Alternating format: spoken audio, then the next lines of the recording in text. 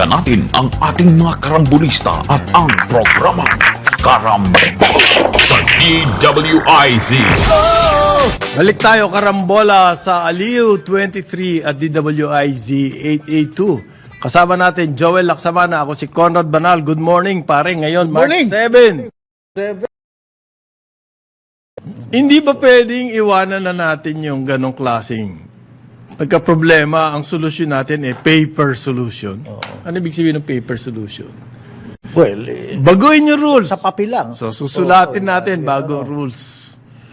Masusolve ba? Bagong manual. Ang naging bagong problema manual. po ng NFA, physical.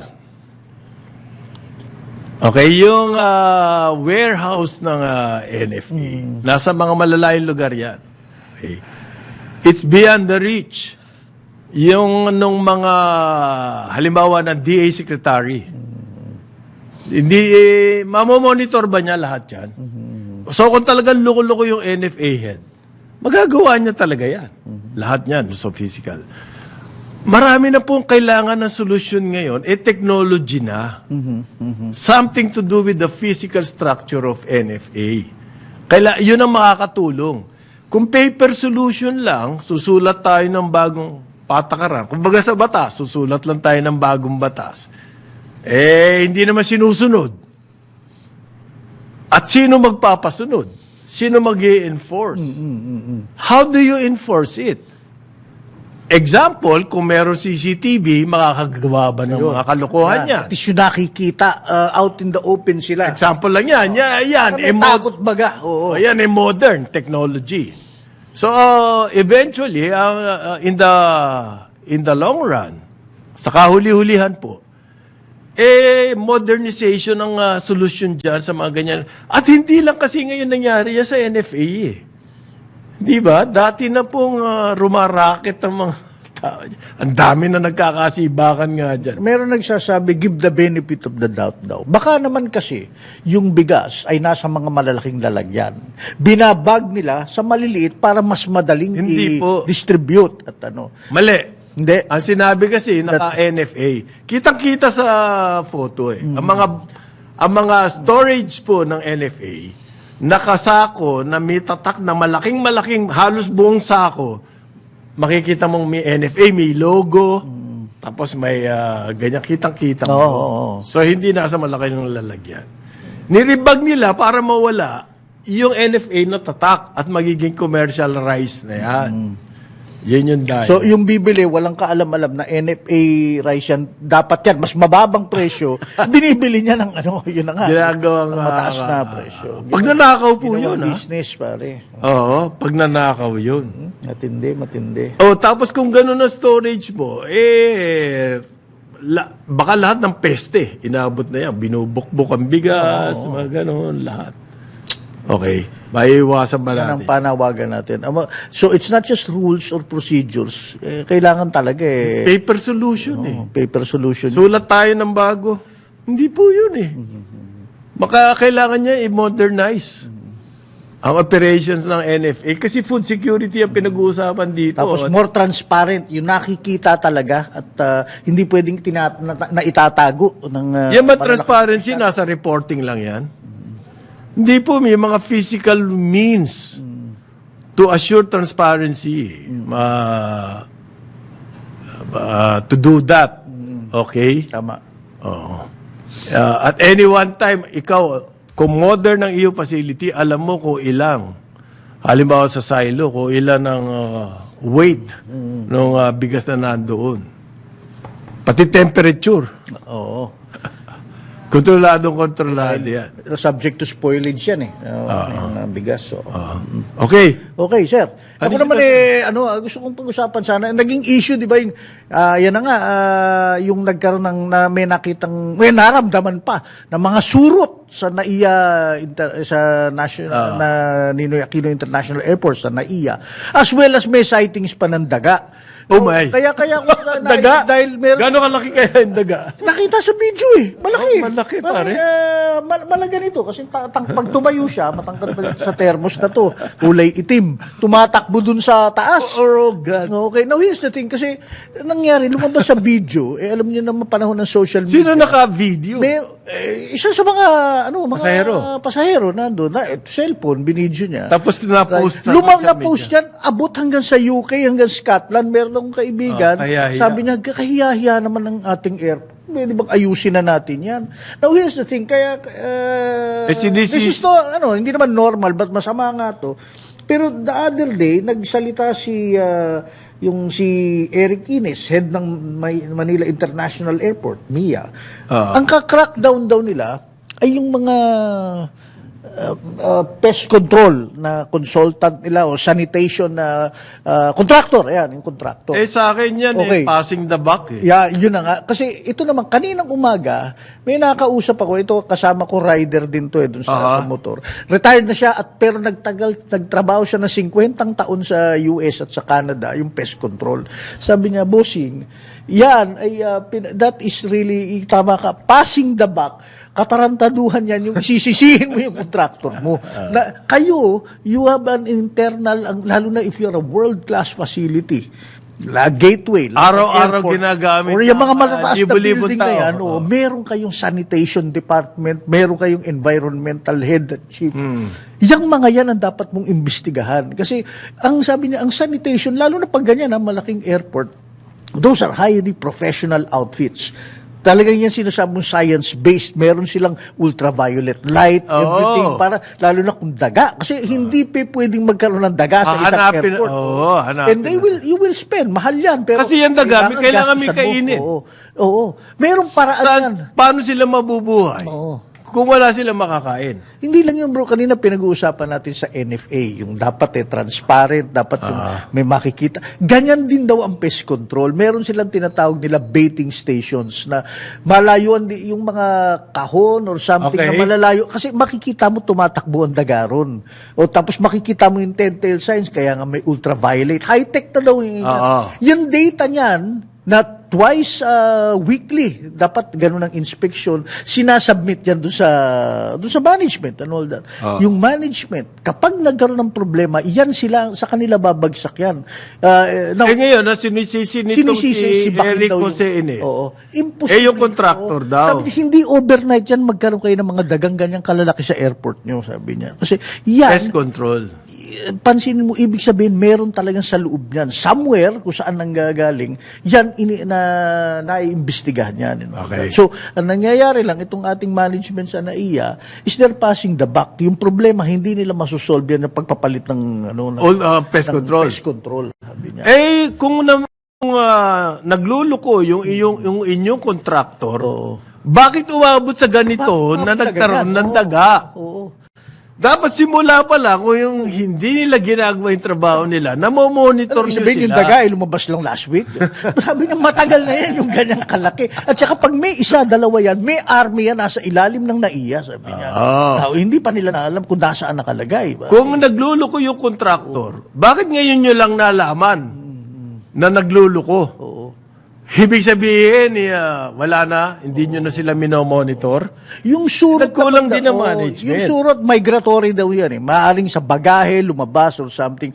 Madaling masugpo yan. But kailangan tutukan pa rin. Pero daga, sabi niya. Ibang usapan yan. Ibig sabihin, meron talagang... Nagko-colony yan. May colony yan sa ilalim ng NAIA. Somewhere there, sewerage. Sibakin mo yung pest control, hindi nyo masosolve yan. It means, balik na naman tayo. Modern techniques at management, bro. Commitment talaga ng mga nagpapatulong. Yan ho ang ginagawa ng NAIA management. MIA, GM. Puro matatapang na maanghang na salita. Hindi, kasi Will that solve the problem? lumabas sa social media at yun na nga pare, from kung ano-anong mga news organizations, video YouTube lumalabas, ayun yung daga, tumatakbo, tapos tumitigil pa, medyo nagpo-posing pa, parang nagpapa-Instagram shot pa nagtitiktok pa yung daga, din tatakbo uli. Sabi niya, wow, Parang nananadya. nanadya. Ang sabi po ng MIA, General Manager Ines, bibigyan daw po niya ng ultimatum. Naku, Patay. Iyang pest control na yan. Ang kausap, Kung hindi, banned na kayo. hindi ba? Mababan kayo, blacklist kayo. I-convene nyo inyong in-house sanitation, environmental department, sino mga manager dyan. Hindi nyo ba nakikita? Hindi nyo ba naaamoy? Hindi ba kayo umiikot? Di ba? Sabi niya, isa pang last suggestion niya, kung saan merong mga, kasi mahilig daw, tayo, lalo dito, sabi niya, napansin niya sa Pinas, whether sa mga building, condo, o supermarket, marami yung mga kahon na ini-stack. Lang. Yan, binabahayan talaga yan. Yung mga Tapos dapat yan may mga distansya para makikita mo yung, kasi yung yung daga, tatakbo yan from one distance to another. Eh. Yun ano lang. ba ang masama sa daga? Oo. Sakit. Kapag ang lugar, may daga. Nangaakit tayo ng turista eh. Inaakit natin. Hindi, isa pa yun. Nakakadiri talaga. Oo, putya. Mapapasigaw yung... Oo. Pero yung sakit na dinadala ng daga. May nag-text sa atin may kakilala ko to nag-reporter ko to Oo. Ang sabi niya, mga baka daw yung daga, may kinalaman doon sa renewal ng contract ng Nako! mga kontraktor. Pag-usapan naman yan. Ano yun, sinadya nila? And they had to choose the biggest. Baka may sumusulot? May sumusulot? Gasino ba naman, may kahon siya, tapos wala nakatingin. Pakawala na. Pinakawala na. Susulutin yung contract? Ayun. Pwede kaya yun, pare? Pwede. Well, that's, again, ops ang tawag dyan. Pare. Nag-meeting na raw po. At ano. Nag-meeting na yung MIA at saka yung contractor. At nangako na raw yung contractor, dadagdagan nila ang kanilang disinfection operations. Employ periodic replacement of chemicals. Ngayon lang nagkaroon ng ganyang commitment yung contractor nyo? Anong ginagawa nyo? Sa akin, mas malaki yung sisi ng MIA management kesa doon sa contractor Kung hindi ginagawa ng contractor yung trabaho nila noon, dapat noon pa lang alam nyo na. Oo. Kasi bro, may reporting yan twice a week nga inspection or hindi pa pwedeng twice a month bro. Pag infestation, hindi pa pwede. Sabi po nung MIA management, manager, Ines, he's taking responsibility. Hindi gano'n, mag-resign ka na lang. Palpak ngayon, you're taking responsibility and that's it? I'm taking responsibility. Sisibakin nga contractor, that's one of the responsibilities. Nag-a-appeal yung mga janitor. Nag-a-appeal yung mga maintenance workers na wag daw tanggalin yung contractor. Sa contractor ba sumasahod yung mga janitor na yon at maintenance? At gina-job out pala ang paglilinis dyan, Naka-job out ata. Naka-farm out yung... ang matindi rito, social media, sama na nga na reputasyon ng airport natin. Crowded, mainit, baho ng toilet. Ang lit-lit, ang sikip. Hindi pare, let me get another thing straight yung kausap ko pare, iba ang janitorial services dun sa actual management ng pest control. Yung janitorial, imamapin niya, lilinisan niya, iis-isin niya yan, sasabunin yan. Pero ang problema ng daga, o ipis, o surot, yan meron daw science talaga yan na kaya ultraviolet ray and all that. Hindi alam ng janitor yan. Kung paano tuntunin yan, paano sugboy, anong klaseng laso nang ilalagay, ganong karami. Sinisisi nga ng management yung maintenance Baka hindi gumagamit ng science yung contractor. May kinwento nga siya pare, medyo nakakapanghina lang, lalo na sa ating nainom ng beer Sa mga brewery, ang linis yan, map yan, ang sinasabon yan, malinis. Sobra. Pero sabi niya, sa ilalim niyan, dapat yan may pest control. Bakit? Kasi ang daming natatapon na yeast, kung ano-anong mga material, yun daw, yung mga daga, lumalaki daw kasi laki ng aso pare. Nasa ilalim daw ng kasi, ibig sabihin, it cannot be seen by the eye. A janitor cannot see that. Malilinis na yung paligid. Anong pero yung actual connection nito doon sa privatization? Okay. Alam niyo po, ang NAIA, malapit na yan ma-privatize. Baka ma-solve yan. Yung operation. Magte-take over na po ang San Miguel. Diyan, malapit na. Naku na, sabi ko brewery.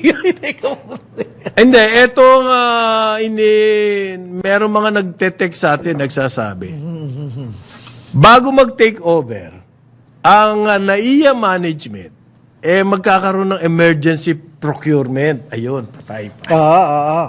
Emergency procurement. Yung magbabago, emergency procurement, may problema, may daga, may ipis, may surot. Nakita mo na, ultimatum na eh. Tatanggalin ko kayo. So, kailangan ko ng bagong kontraktor. Okay. Yung pagkuha mo ng bagong kontraktor na yan po yung tinatawag na emergency procurement. Okay. Nagloko yung kontraktor mo, emergency. Kailangan i-timing yan bago bumasok ka San Miguel. Yan. Diba? Tama ba yun? Kailangan ayusin yung bago pumasok. Kailangan makuha niyo yung emergency procurement bago mag-take over yung private sector. Kasi Kailangan kung may yung kitain private ka muna. sector na, asan yung komisyon ko? Oo. Wala akong komisyon doon kapag may nadyan na yung private sector. Oo. Tumatakbo daw yung daga. Nakita mo ba yung video? Oo tumatakbo. Tapos titigil ng konti, amoy, magpapa-Instagram, then tatakbo na uli. Sabi ko, okay Okay. Yung pong, ito hindi naman daga ito. Okay. Sabi po ni Secretary Villar, na-miss ko kasi ito kanina eh. Sana kasama to dun sa report natin tungkol sa bigas. Sabi po ni Senator Cynthia Villar, gusto niya raw ma-extend yung 6 na taon pa yung RCEF, Rice Competitiveness Enhancement Fund. Okay? 6-year extension daw po. Ito yung inaangal ang mga farmers. Ito pong Rice Competitiveness Enhancement Fund. Yan dapat yung mga taripa na nakukolekta ng gobyerno sa rice importation. Okay, gusto daw ni Senator Villar another 6 years. Pero papalitan daw yung ibang aspect niyan. RCEF. Anong Kasi papalitan? under the RCEF, Rice Tarification Law, na pinagpilitan po yan ng Senado. Yan yung Republic Act 11203, if I'm not mistaken. Yung mga taripa iipunin at magiging rice RCEF. Tapos yun po ay pambibili ng mga makinarya, fertilizer, and seed. Farm implements. Ayan. Para po suportahan ang mga magsasaka. Nangyayari ba yan? Nagrereklamo nga po ang magsasaka. Ang number Bibili 1 ng nagrereklamo traktora. dyan yung FFF. Kasi nakakadayaan po daw dyan. Malaki ang tarifa na hindi nakukolekta dahil may loophole yung batas na ginawa nila Senator Villar. Ang loophole na yon, naglagay sila ng mga baitang ng klase ng bigas. May mamahaling bigas, mataas ang tarif. Okay. Yung broken, pinakamababa. Okay. Ang napansin ng FFF, lahat na lang broken ang deklarasyon. Pero hindi naman broken yung mga mo sa palengking imported rice. Ibig sabihin, may nandadaya. Okay? Diyan sa rice tarification. Ang gusto po mangyari ngayon ni Senator Villar, magkaroon daw ng mga pagbabago sa RCEF. Pero hindi yung to plug the loophole, hindi ho. Ang gusto niya, magkaroon ng 6-year extension para daw po mabago kung saan gagastusin yung pera. Okay? Ano yan? Water impounding. Okay. Okay. I get it. Tapos, paggawa daw ng organic fertilizer, isasama na yan diyan sa RCEF. Isasama over and above the farm implements. Idadagdag. Okay. Yan. Alam ko ba palitan? So, ang gusto niya pong mangyari, i-extend, ang ano po kasi, ang rice tarification. Anybody can import, basta magbayad kayo ng tarif, ng tax. Yan. Gusto nila i-extend yung, at magkakaroon ng RCEF. Normally, dapat yung tariff na yan punta sa National Treasury. Okay? Ginawa nila, hindi. Sa ilang taon muna, punta muna yan sa RCEP at gagastusin yan to support the farmers para makalaban sila against the importation. Okay? Hindi po nangyayari yun. Pero ngayon, ang gusto ng Senado, i-amendahan daw yung batas para yung RCEP magamit sa water impounding at saka paggawa ng organic fertilizer. Parang nadagdagan mo lang yung wish list, ika nga.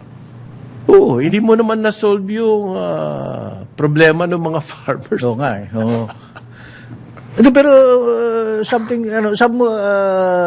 hindi dumidiretso sa National Treasury, diretso na kagad sa farmers. Paano Hindi, disbursement? RCEF, may, Oo. may separate fund Paano po yan. disbursement Kasi, yan actually? yun na nga, gagamitin sa mga programa ng DA for distribution of So, DA seeds talaga, and everything. Normally, dapat ang tariff income kasi magiging fungible yan. Ibig sabihin, maisasama sa lahat ng sa lahat. income Oo. at wala nang dedicated na paggagamitan. Get it, oo. Oo. Na-extend po yung low, mababang taripa sa bigas. Alaalala nyo, kasama niyan bigas, corn, at saka baboy. So, na-extend na yan. So, mababa na taripa. Mababa ang taripa, you're free to import, and yet, ang taas ng presyo ng bigas. So parang it's not working. Oh. Ano, sa kalulugar ngayon. Kung ikaw ang... On paper, ayan na naman tayo sa on paper. Okay. It's allowable, di ba? Magagamit mo sa water impounding, magagamit mo sa organic, fertilizers, which is always good. Okay. No. Alam niyo po, nag-report ng trade deficit natin sa agriculture, ang Philippine Statistics Authority.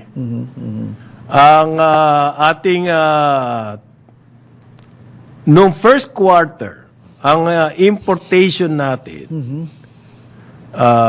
ng agriculture products, halos 5 bilyong piso.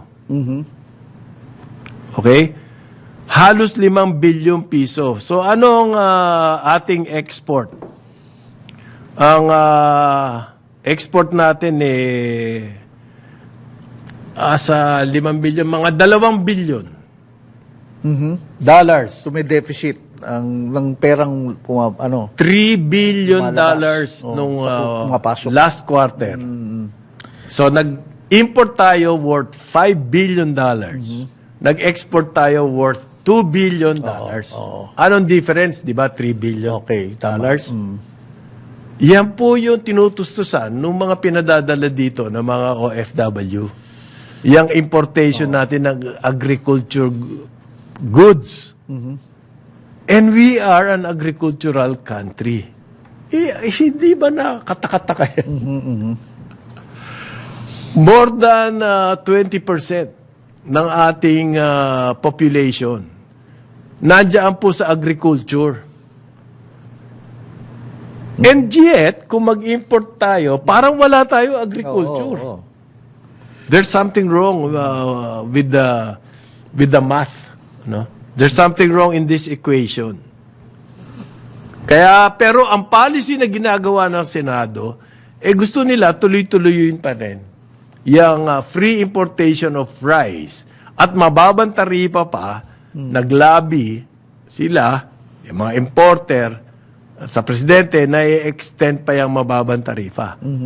But the figures show na lumalala po ang sitwasyon natin sa trade ng agriculture. 3 billion deficit in one quarter. Sa isang taon po, 12 billion yun. Oo. Sa isang quarter lang kasi yan So times Times 4. Times 4. Tapos yan nga ang tinutustos ng mga foreign And yet, agriculture country ating, tayo. Oo. OFW. Aha. Paano tayo makakaahon? Ngayon, nagkaroon daw ng festival. Na Guinness World Record tayo, alam mo yan? Sa anong ating Sa baboy, putahe, sa luto ng baboy, nagkaroon daw ng mahigit 300 varieties of cook dishes o putahe. dishes, Oo. putahe. Oo. Ginawa po yan. So, nasa world record na tayo. ng baboy. Kasi talagang meat eaters, pork eaters ang Pilipino. Eh. Mamaya, pag-usapan ulit natin yan. 9:30 ng umaga, DWIZ 882 at Aliw 23. Balikan natin ang ating mga karambulista at ang programa Karambola sa DWIZ.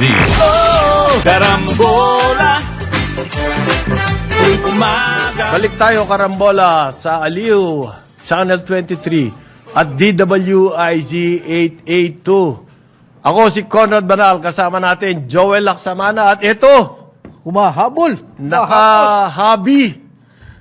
Mi hobby. Jonathan De La Cruz. thank Ano you. yung sinasabi mo grabe yung kontrata? Oo. Nakasugod tuloy ako. Hindi naman. Bago natin pa-resign si Jimenez, dapat alamin natin kung ano inabutan niya. Okay. Ano mga kontrata yan? Hindi lang kontrata. Ano pa? Ano yung sitwasyon ng airport?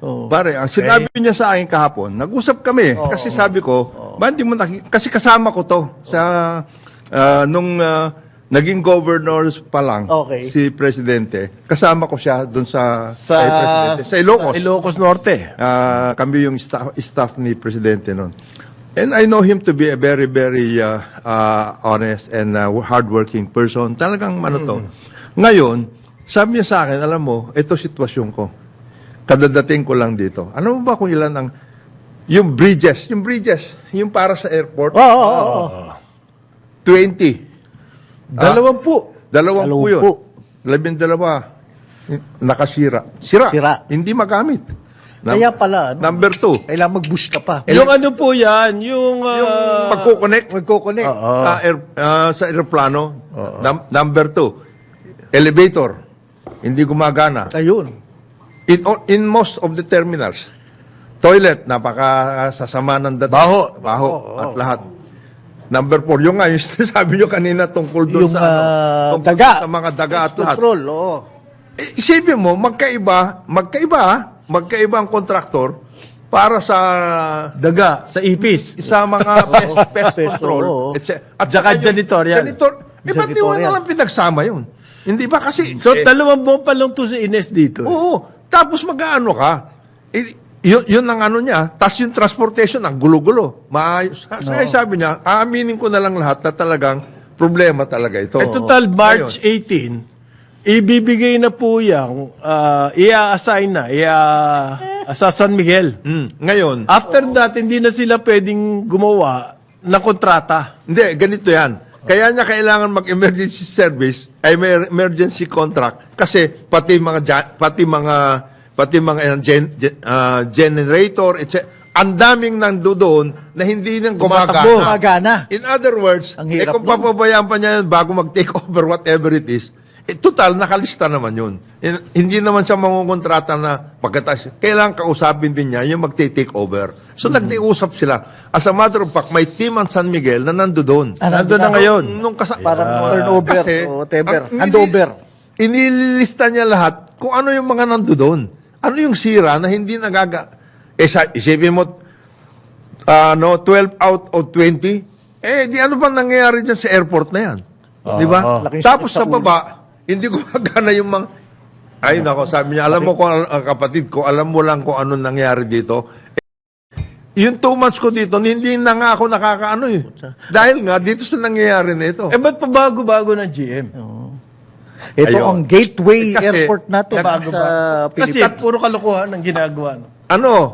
Nakadalawang, in Hindi ba yan magre-reflect kay Secretary? 1.5 years, DOTR Secretary? In Oh, 1.5 years, DOTR to ha? in 1.5 years, nakadalawang GM, pangatlo si Eric. Oo. Ayun nga. Sipin mo yan? nangyayari? Hirap. Bale, kung 1.5 years ka, 18, 6 months 6 months. Wala pa kasi. Wala kang magagawa talaga. Ano magagawa mo Eh, doon? talaga magpipiesta yung mga daga dyan. Oo. Lahat. Kaya sabi niya, Pilipinas. yun nga hindi niya maintindihan. Pest control at saka maintenance magkaiba. Ay di nagtuturuan yung dalawang yun. Tuturuan yung dalawa. Kaya sabi niya, di bali, nagta-transition naman siya ngayon. Oo. So okay lang. Sabi ko, sige, ano mo So, na may lang. SMC Hindi, transition. ganito na lang gawin niya, pagpalitin niya. Yung contract ng maintenance, kayo ang mag-pest control. Baka mas alam niyo. Baka mas alam Nagpalit kayo ng trabaho. Tapos, Yung pest control, ikayo mag-janitorial service. Tapos, yung ngayon sinasabi natin na siyempre, hindi naman lahat ng mga pasero na may mga dumidikit dito, yung mga ganong klase sa ilalim, hindi nakikita. Ang daming ganun. Oo. At saka bawat terminal, may Ano, kanya-kanya. saan ba nakita yun? Oh, Terminal by the 1 way, ba? Bawat Terminal 1 terminal, nakita. one. Oo. Luman-luma na kasi yan eh. bawat terminal, may kanya-kanya Meron sila. daw kanya-kanyang terminal yan. Remember? iba-ibang- Ganun. Isipin mo May yung kanya-kanya racket. Hindi, may kanya-kanyang ganun. Na pest control. Oo. May kanya-kanya. Hindi yung... Hindi sa buong buong naiya. naiya. May kanya-kanyang Ba't Bawat nagkagano? Yun na nga eh. Hirap Hindi nun. ko maintindihan. Magaling ba yun sa purposes of management? Hindi Di ba? Hindi eh. Hiwa-hiwalay eh. Iwahiwalayin mo, di kanya-kanyang turuan na yun. Ayan. Yun ang problema niya. Sabi ko, Di bale, sandali na lang. Hintayin mo- GM, Ines. sabi ko, hindiin mo na lang yan. 9 days na lang ang iyong pagdurusa dyan. Sa March 18 kasi, magte-take over na. So, Ang bawal ng maglabas na long-term contract. para lang ito, emergency mo na lang muna yan, and then mag-usap kayo. Nagta-transition naman sila ng mabuti. San Miguel. Ng San Miguel. So, work out na mabuti. So, yan ang ating... Then, what he will So, just yung do now- mga dating mga kontrata, Nako. ibig sabihin, i-review dapat. i-review dapat yan. Kung, yung ginawa ng mga predecessor Tapos nito. niya, yun ang kanyang, actually, doon siya napunta ngayon. Ano yung kay Chong? Dalawa nga eh, di ba? Si Pati generator? Chong at saka si Ko. Oo. Pati mga generator lahat eh. Lahat. At saka yung mga yung long-term contract. Right. Long. Yung mga dalawang yan. Yung mga outlets doon. ng Yun mga na, kainan. Iba pa yun, kain. ha? Oo. Oo, yan. Alam mo ba, nagtataka ako, bakit ang presyo ng anything na bibilin mo sa loob ng airport, 3 times, 4 times, 5 Whether bottled times, water yan o... ng presyo sa soft labas. drink, ano? So, Ganun ba kalaki ang binabayad nilang rental? I don't think so. yung pa. Yung, Kasi yung po, mga monopoly. concessions, yung mga concessions nila na workout. Isipin mo, 2 months, ano bang ginawa mo? Di wala ka na talagang magagawa doon. Ano yan? Pag take over ba na San Miguel dyan, babaguhin lahat yung kontratang yan? Well, Under new management you'll have to work it out. Oo. Di ba? Kasi hindi naman pwedeng ganun. Kailangan niyan po service sa public eh. Hindi pwedeng monopoly kayo dyan sa loob na tatagain nyo na lang yung publiko. Dapat kasama sa contract yun. Hindi, ano yan? Wala, pinababayaan ng management eh. Yun na nga nangyari dyan sa kanya. Isipin mo, wala siyang ginawa sa 2 taon kundi mag-suffer. Oo. Kaya nangyari. Dahil hindi matututukan lahat sa yan. kanya lahat na naibuhos siya. Ayan, bunton. O ngayon, meron pong ginawang ang National Federation of Hog Farmers. Kasama rito si paring Marlene. Marlene. Okay, yeah. National Federation of Hog Farmers. Para po manumbalik ang sigla sa hog industry because of the problem in ASF, African Swine Flu. Naggawa po sila ng Guinness World Record. Mahigit 300 dishes of pork dyan sa Quezon Oo, City. binigit mo nga kanina. Oo. Kung makita mo yung photo, festival talaga. 300 dishes of pork. Pag hindi ninyo na isama dyan, yung menu tungkol sa adobo na ginawa ni Ramon Concepcion. Patay kayo. Patay yan. Hindi kayo. Hindi yan. Wala. kayo kasama Wala sa Guinness. world record dyan. Wala, hindi kayo sa world record. Ah. Kasi may menu yung adobo eh. Oo. May sarili menu. So, napunta po sa world record, mahigit 300 dishes. At meron pa daw na, na hindi na isama. oh, Hindi pa. Hindi Not pa. disqualified. disqualified. 341 dishes. Sino I hope ito ay hindi ito sponsored ng Mita para sabihin, tignan nyo na. Meron pa. Tignan nyo na. Hindi, local pork. Ang kanilang tinutulak nga, revival ng local hog industry. Kaya nila ginawa ito para magkaroon ng buhay. Ito, sana dinagdagan Hindi ninyo Mita. Sana dinagdagan ninyo ng iba pang klase. So, 300 na ito. Oo. 300 Dishes. made out of imported pork 300 made out Local. native. Native. Local. Dahil sinamahan nyo sana. Para nakita nila. Ito talaga mas masarap ang local. Talagang ano daw, nung nangyari yung ASF, lugmo yung kanilang industry. Ngayon, gusto nila makarecover. Parang yung pinagbenga Oo. sa Baguio, di ba? Yung after the earthquake, Panagbenga Festival. Oo. ang baba-baba ng mural ng mga taga Baguio. So, nag-devise sila ng festival. Ito yung paraan ng Para mabuhayan naman. mabuhayan. Shot in the arm. Oh. Pero sasabi nga ni Jonathan, sana sinali niyo yung mita. Para Oo. makonsensya naman. Para Pasensya magkaroon, sila. para hindi sila makakapal. Ang kakapal eh. Ang kapal ng ano? Ang bulsa. Kala ko kapal ng inventaryo. Kasama na yun.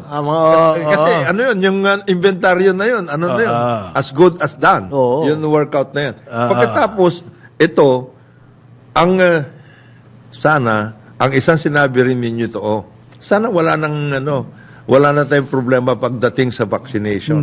Kasi yun ang ginawang rason eh. Noon, may Kung ASF bakit hindi masugpo. in one isang lugar lang yun. Oo. Isipin mo, ang ginawa nila palusutan.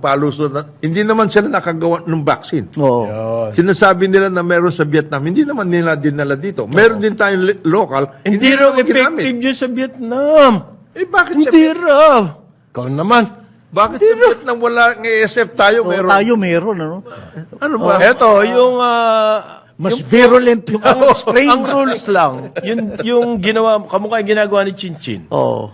Yung, binagoongan. Oo. Napakasarap. Naku. Ang rule lamang, dapat Binagoongang bagnit. 3 kilong baboy. Ang laman ng isang dish. No, iyon Isang dish. Yeah, binagoongan, 3 kilo. Kayang-kaya ni Chinchin yun. Pusa, no? mabubusog ako dyan. Nakasama mo si Chinchin? Dapat kasama si Ewan ko, Chinchin dyan. kasama si Chinchin. So more than 300 dyan. Oo. Dishes na 3 kilo minimum. Mahigit 1 tonelada mo yan. Mawe yan. Chinchin, hindi namin sinasuggest sa'yo na every so often, every day, Sumali ka sa festival. Hindi, every day, kasi 300 dishes, that means almost a year, na binibigyan mo kami ng 1 dish per day. 65 ko lang na lang ng 3 years. Kulang na lang, Grabe, kulang na 5 lang ng days. 65 dishes. Dagdagan mo na. Okay. Congratulations. Yes, Diyan congratulations. sa Federation of Hog Racers. Hog Racers. Hopefully, makatulong yan sa ating mga ano. Ako gusto ko yung ganyan eh. May mga Magbababoy. nangyayaring ganyan. At saka may Sayang hindi ko nalaman to kundi pinuntahan ko dun. Pumunta ako na... May gamot naman eh, no? Okay yun. Di mamili ka. Sisig. Ayan. isipin mo, paring Conrad, paring Joel, ang nag-initiative pa nito ay yung ating local hog racers. Hindi ito mga mita. Hindi mita. Ang kakapal na mga bulsa Dapat nito. ang mita eh. Baka palang bulsa. Oo, makapal ang bulsa. Yan sana nito. CSR. Hindi, kanila. sabi nga nila, malalim ang bulsa, maiksi kamay.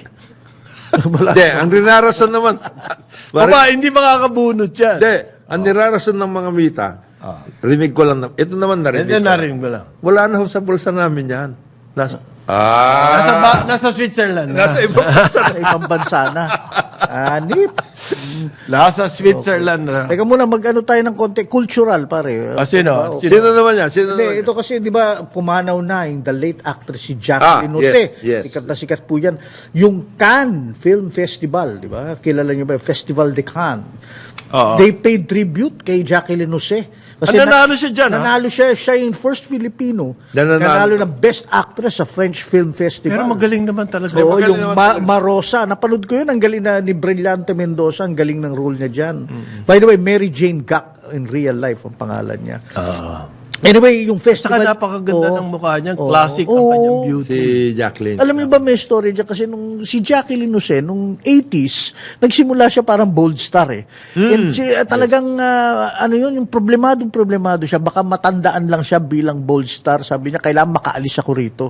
Tapos sinabi From siya, that genre. from that genre. Tapos, lingid sa kanyang kaalaman, dahil magaling siya talagang artista na sisikat pala siya ng ganito. Sa totoo lang, hindi na natatandaan ng mga tao na naging bold star siya. Basta Dahil kilala siya. natakpan na yung kanya. Dahil kilala siya bilang talagang as a serious actress. Naging ano niya yung, kumbaga, yun ang kanyang tuition fee. Oo. Oo. Yung iba naman, serious actress na gusto maging bold star. Maging booster. Meron ba ganon? May ganon. May ganon. Bumabalik. May ganon. Nire-reinvent nila yung sarili nila. Oo, pero yun na nga, again, tribute Nagbo-bold? yan sa galing ng Pilipino. Hindi, magaling. talaga. Magaling siya. Isipin mo, Magaling siya. Cannes Film Festival. Talagang nag-pay Heart tribute sa attack kanila. daw ang kinamatay. May nagsasabi kasi nahulog daw. Hindi, heart attack Hindi na daw. heart attack Sabi siya. nung- Pero napakabata niya. Oh, bapakabata. 59 years old. Yeah. So, very good. Ito, paborito po ni Parin Joel. Ano yan? Nangangako ang LRT1 line, Cavite Yan. Extension. Magbubukas na raw sila by year end. Teka muna! Ang sabi nga 2024, sabi ni paring Ping Alfonso. Hindi naman... Hindi, phase 1 lang. phase 1 lang Phase to. 1 lang ito. Phase 1 by year end daw po. Oo. Phase 1. Okay. Isipin mo, They're just conducting tests. oo. Tests pa lang. Pinakita na nila yung mga tren eh. Oo, Pinakita sabagay. na nila yung mga tren. Alam nyo na nadarat, ayan na yung trend. No? Pero tumatakbo ba? Hindi, pinakita. Wala pang pagtatakbuhan eh. Sorry. Hindi, saka, So, 5 istasyon daw yan. Redemptorist, yan yung Baclaran. Di ba? Yan yung end nung LRT1. LRT1, yeah. So, magkakaroon ng istasyon doon. Manila International Airport. May istasyon dyan. Asia World Station. Yan. Ninoy Aquino Station. At saka sa sukat, yung Dr. Yun na nga yung sa Santos. sukat na dapat tapos na by 2024, sabi ni Ping Alfonso. Alam mo, pagkaintindi Huwag naman end of the year. So na, End of Marso the na eh. year daw eh, sabi. Alam mo, Kasi pagkaintindi, matagal That's really cutting it close. Ano? I mean, I would have thought mid sana ng taon. alam mo, pagkaintindi ng ating mga kababayan sa extension na yan, straight line eh. Hindi, straight line. From, Hindi, lumiko-liko. Hindi, nagpunta ng MOA kaya eh. kung saan pumunta eh. Nagpunta ng MOA. Eh kasi, ano yun eh, pampadagdag ng market yun. No, Ikaw bro. I naman, mean, kailangan maintindihan. revenue. Yung Phase pera- 1 pa lang naman to eh. Realignment yan. Ang problema, paano makakarating ng Bacoor yan? Kung hanggang sukat pa. Hindi, ito nga problema. Itong May daan. hanggang sukat, may higit 10 taon. Eh, yung So, papuntang papuntang Bacoor. Bacoor, baka 20 taon. At saka ito ngayon. Next generation na ng mga kabitenyo makakatikim niya na. Hindi, at ito ngayon. Because of this realignment, what did it cost government? Kasi hindi po pwedeng ano yan. Sangkos? Hindi ako maniniwala Sangkos. na sila lahat nagbayad yan. Sangkos, pare. Hindi, Sangkos siya. yun na lang nag-realign sila. Ah. Yun nag-realign sila at pumayag ang gobyerno na babayad dun sa right of way. Hindi, kasi yun naman ang agreement. The right of way issue, si gobyerno. No, but if you are going to realign it, Oo, panibagong Panibagong workout yan. Ano? Kasi yung usapan, isang diretsyo Kumbaga, lang. ka lang eh. Kumbaga, change order. nag-change order ka. Ayan. O ano ngayon ang workout natin doon sa change order? Sa iyo pa rin lahat yung Kita? Kita? Kami gagastos? Eh, sangkos na po eh. Inayos na po ng Ayala yan. Sa bagay 10 years. Kumbaga sa 10 years inabot eh. inayos eh. Pwedeng sangkos. Kumbaga sa restaurant, in order mo ito, adobo, yan. sitaw, at saka yan. sabaw. Ngayon, Dagdag ka. naging steak at yan. at braised beef doon. At tapos pareho pa rin ang Pareho bayad. pa rin ang bayad. Hindi pwede yun. Yan ang pagkakaiba. Yung magwewelgay na sa kitchen. Alam mo ba gaano kahaba itong extension na to hanggang Bacoor? Oh. 11 kilometro lang po. Oh. Inaabot tayo na sa mahigit 10 taon. At Hindi pa tapos yung phase 1. Nasa sukat pa lang yan. 11 kilometro lang yan. Kaya kong lakarin yan eh. Oh. Hindi, totoo. Nung panahon nun, nilalakad dyan. Yung tayo na sa Antipolo. Ayan. Ito tayo na sa 11 Cavite. kilometro. Oo. Eh, ang golf course eh, Oo, 8 kung sa bagay. 8 kilometro yung lalakarin mo dyan. At saka Pero yan, pala yung mga side trip mo. at saka yan, kitang-kita na sila. Kanila na eh. Lahat yan. That particular is theirs. Ano to? Nag-extension ba kayo ng contract din? Pero the Vital Infrastructure Project, ayon sa LRMC President Juan Alfonso, Yun. Ping, si Ping, Ping. Ping, si Ping. this Vital Infrastructure Project that LRMC is spearheading spearheading. Hindi ganyan magsalita si Ping. ha? Will not only bridge physical distances, Hindi ganyan. but also act as a catalyst for economic Yeah, activity, creating new opportunities for businesses, Yan. trade, and commerce to flourish. Yan, yung pananalitang yan, kaya nagbukas na ng opisina sila Migs Belmonte ng Philippine Star doon sa may sukat. Akala nila kay bukas makalawa meron ng Magbubukas na yan. Nagbukas na, nandun na nag-opisina sila. Hindi Marichu. nga. Marichu. Eh, meron naman trend. Wala Wala pa. pa. Wala pa. End of the year, magtiis-tiis lang kayo dyan, Philippine Star. End of the year, baka sakali. Mautak Kasi paragi nangangako to eh. Next year, magbubukas na and everything. Para ba yung LRT2, itinayo po yung extension magmula sa tawag nito, dyan sa may Shumart, Marikina. Marikina, hanggang doon sa Masinag. Yes. Itinayo yung Riles. Pero teka, Nakalimutan ng istasyon. Nakalimutan. Akalain mo, Away yun eh. Away kung saan. Hindi, lulundag ka na lang pagbabaron sa may Parachute, Masinag. bibigyan daw sila ng Oo, parachute. lulundag ka na lang.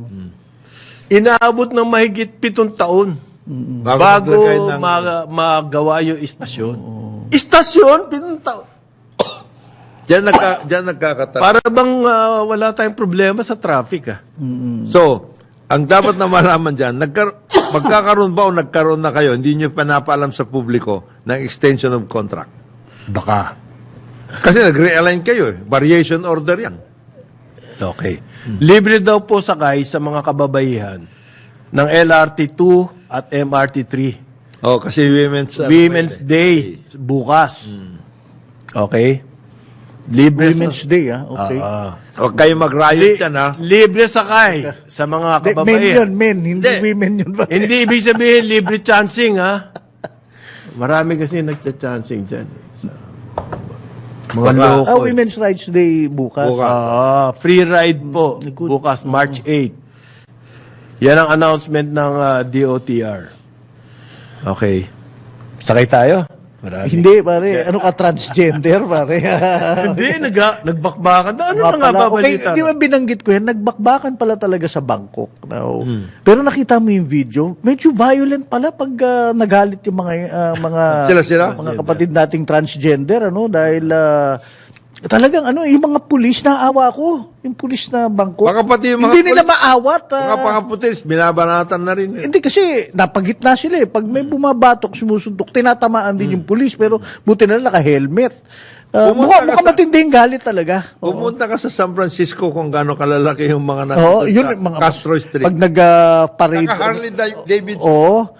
Pag nag-gay pride parade sila, talagang mga biker, Harley Davidson, mga naka-vest na leather. Ano pinagsimula nung away daw? Hindi, ang balita daw kasi, okay, here's the thing nga. Kaya ito magiging, it falls squarely sa gobyerno, sa atin din daw. Trafficking.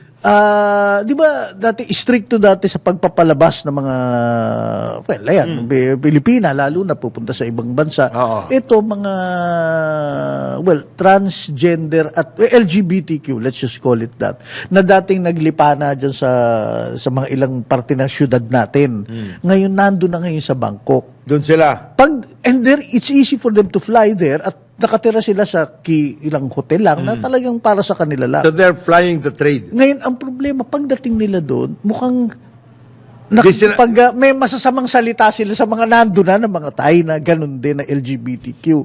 So, hindi nagkaintindihan ngayon na I'm sure nag-away. Sa labas daw ng restaurant. Oo. Ng May chat group yata. Ang nangyari kasi, sinocial media, nagdatingan pati mga galing sa ibang Yun. probinsya at Tawag. kinuyog yung mga Pilipinong LGBTQ doon sa hotel na yun. In other words, Oo. hindi sila sumama sa kalakaran.